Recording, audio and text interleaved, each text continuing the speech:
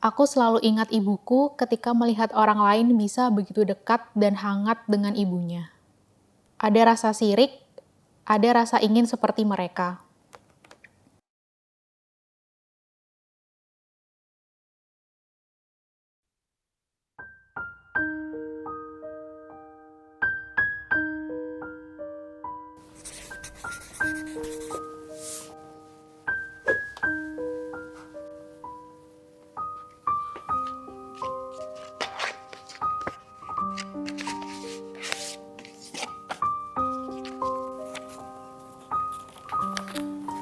Aku percaya banget sama cowok, dan aku gak mau melakukan seks before marriage. Jadi aku bilang ke dia, kalau kamu mau have sex, kamu boleh sama cewek lain, asal jujur. Pengalaman patah hati terbesarku bukan oleh seorang pria, bukan juga oleh sahabat-sahabatku, tapi ini dari ibuku sendiri. Dulu, aku pernah menyukai seniorku saat kuliah. Selama aku kuliah, memang aku nggak pernah pacaran, karena waktu itu aku cuma suka sama dia. Seniorku yang ternyata saat itu dia udah punya pacar. Long story short, dia jalan sama teman kantornya dan bilang itu buat bukber di kantor. Psikologku pernah bilang, lepasin aja, terkadang orang tua pun bisa durhaka. Maka sejak saat itu, demi kebaikanku sendiri, aku mencoba pergi sejauh mungkin. Saat dia jomblo, temanku yang tahu tentang perasaanku pernah coba bantu supaya aku bisa dekat sama seniorku itu. Ternyata seniorku cukup responsif dan mulai pendekatan denganku. Tapi ternyata pendekatan itu bukan bermakna suka.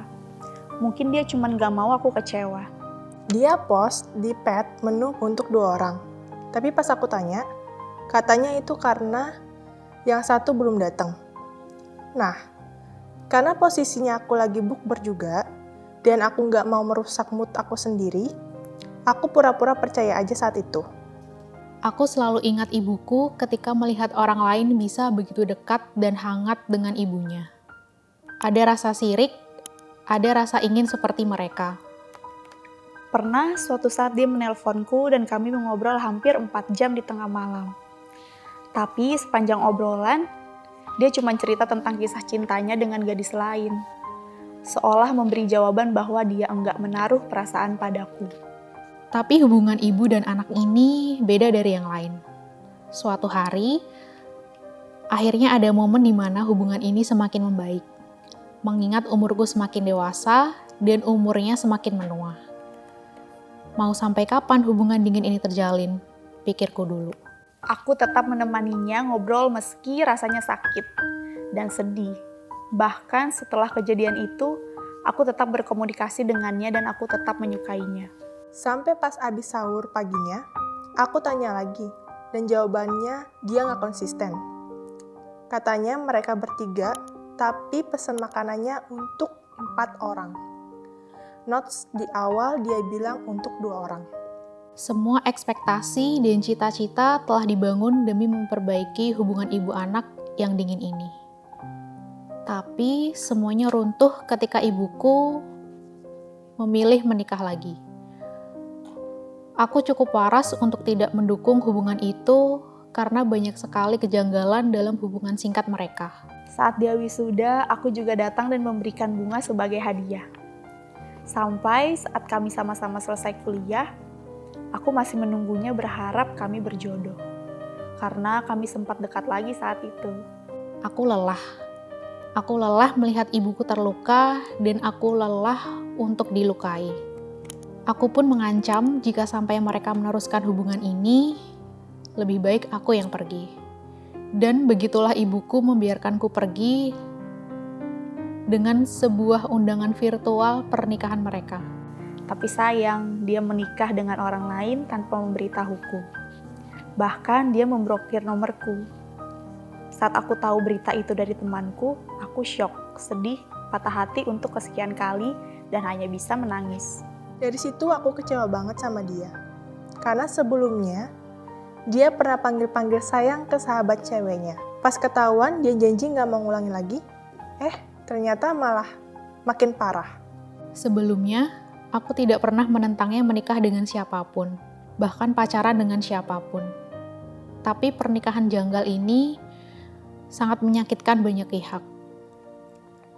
Sudah berapa hati yang mereka buat sakit hanya karena mengejar rasa bahagia. Tapi mungkin ini rencana Tuhan untukku, supaya aku bisa menemukan yang lebih baik. Banyak hikmah dan pelajaran yang aku dapatkan dari kisah patah hati ini. Patah hati terbesarku karena memiliki ekspektasi terhadap ibuku. Aku pikir semua bisa menjadi sumber bahagianya. Tapi nyatanya, aku tidak lebih berharga dari apapun. Suatu saat aku pasti akan dapatkan jodoh yang terbaik. Aku percaya itu. Sebulan setelah kejadian itu, kita putus sih. Dan sekarang orangnya udah nikah. Semoga aja istrinya nggak menerima hal yang sama. Apa karena aku adalah salah satu produk gagal dari pernikahan pertamanya? Sehingga aku merasa bahagia denganku adalah bukan sebuah pilihan.